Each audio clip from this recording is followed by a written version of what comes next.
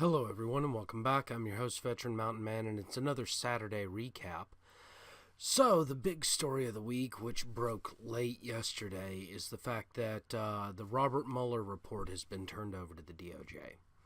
Now, here's the truth. I don't expect to see anything from the DOJ probably for like the next few weeks for a couple of different reasons. Number one, prosecutors are required to protect documentation of individuals not under indictment and basically to protect the Fourth Amendment. And I honestly think that this report is going to have a lot of crap in it that is going to violate the campaign and Donald Trump and many of the members of the campaign's team's Fourth Amendment rights. So I expect a lot of that to get redacted. Now, of course, there's a big push by Speaker Pelosi and a lot of the Democrats to release it unredacted, like the Kenneth Starr report.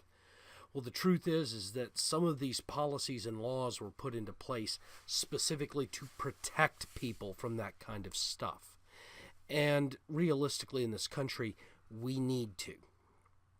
And one of the reasons we need to is because at that point, creating a false investigation is the best way to smear your opponent in so much as all of their information comes out and could damage them in the court of public opinion when all they've done is been your opponent.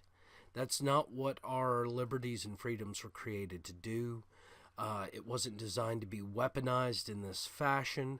And so I hope the DOJ takes a careful and considered look at what they release before they do. Of course, the White House is going to get to look over it for, executive privilege and things of that nature.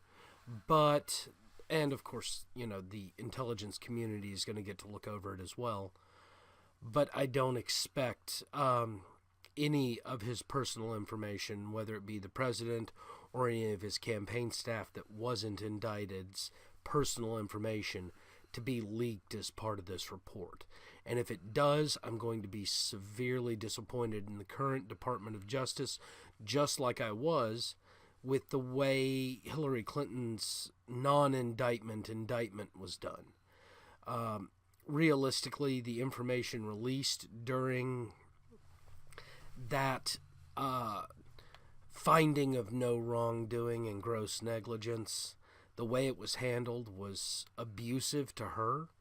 It was also damaging to the entirety of the 2016 election. And it may or may not have had something to do with why Trump won. It's hard to tell in that situation with everything that happened what exactly affected what. But regardless, it wasn't handled properly. And I'm hoping this time they handle it properly. Now, on to other news. Apparently, Beto O'Rourke is going around the country apologizing for being white, being male, and being privileged, all the while demanding that the people shape him into the perfect Democrat candidate. Now, this seems to be gaining some sort of traction as he's polling around 7%, which in some polls or other polls could be equal to or better than Senator Harris, Kamala Harris, who's running for president as well.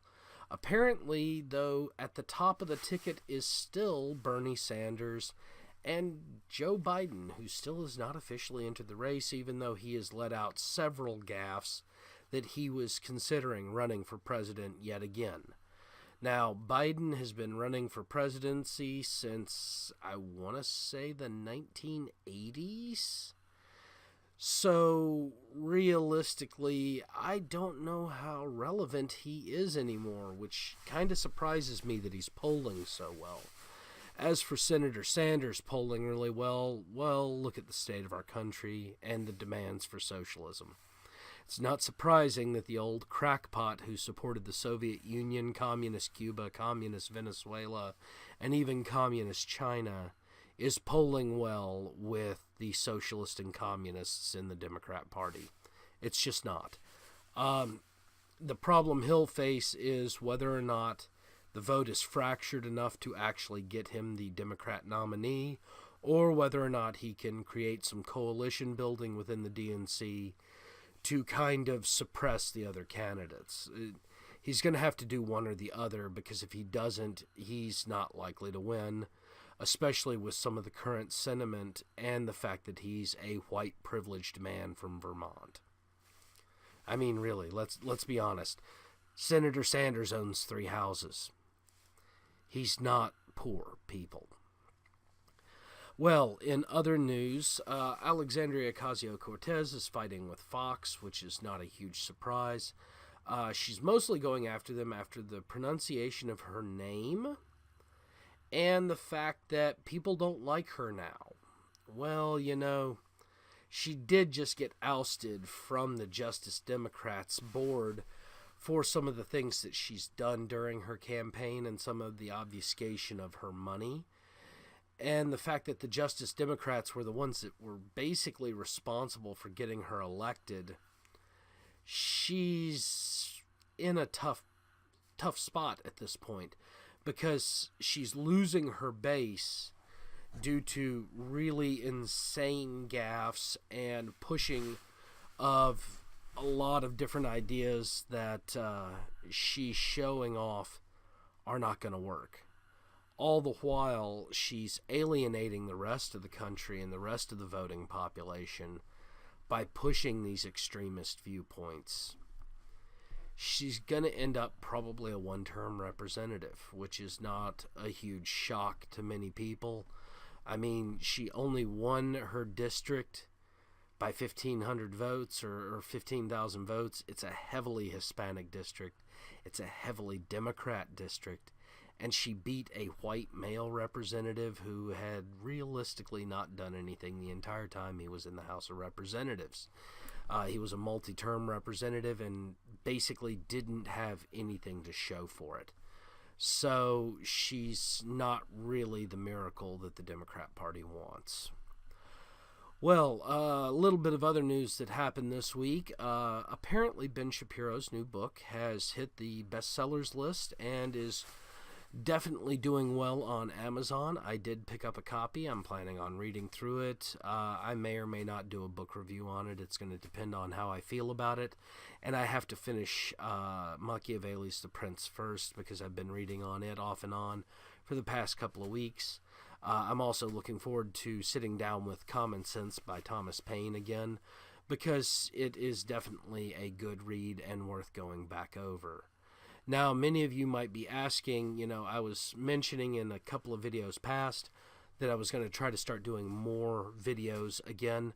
I had some issues this week with my internet service provider and had a big blow up with them.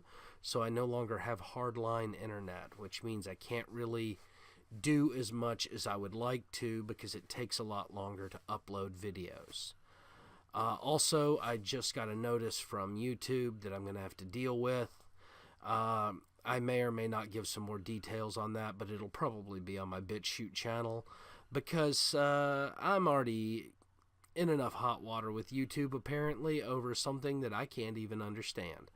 So I'm going to go take a look at that here in a little bit. If you want to catch more information about that, you should check out my BitChute channel. I'll do a second video today dealing with what's going on with YouTube. Anyhow, I want to thank everybody again for joining me. Almost forgot. The biggest of the biggest international news is the New Zealand gun ban. Almost forgot about this. After last week's attack on a bunch of innocent people praying in a mosque, New Zealand has decided to ban all semi-automatic weapons for the most part. Now, here's something I want to bring up. The individual who committed the shooting had a New Zealand-issued gun purchase and carry ownership permit. That means that he had already been validified by the country for ownership of firearms.